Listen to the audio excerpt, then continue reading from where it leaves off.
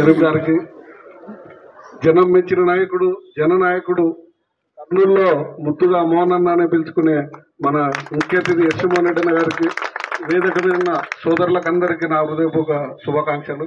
ఈరోజు లక్ష్మీనగర్లో ఈ పండగ వాతావరణానికి కారణమైన మన సోదర సమానుడు ప్రేమ్ కుమార్ గారికి చాలా ధన్యవాదాలు.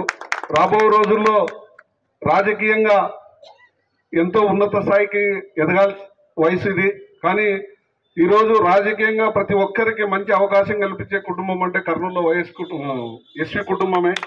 ఎందుకంటే చాలా మంది రాజకీయాల్లో పోతే ఏమొస్తాలే మనకు లైఫ్ ఉండదు, నాయకులు ఎంబడి తిప్పుకొని వదిలేస్తారంటారు. కానీ ఎగ్జాంపుల్ కర్నూలులో ఎస్వి మోహన్ రెడ్డి అన్న కుటుంబం తర్వాత ఎవరే కానీ కార్యకర్తలకు మంచి భవిష్యత్తు ఇచ్చిన కుటుంబం అంటే ఎస్వి కుటుంబమే.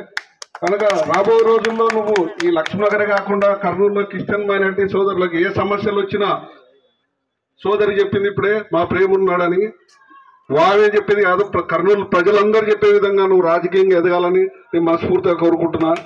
అలాగే ఈ కుటుంబంతో నాకు ఈ రాజకీయంగా కాకుండా మాది సూపర్ స్టార్ ఘట్టమనేని కుటుంబం అన్న, చిన్న అన్న, మేమంతా ఫ్యాన్స్.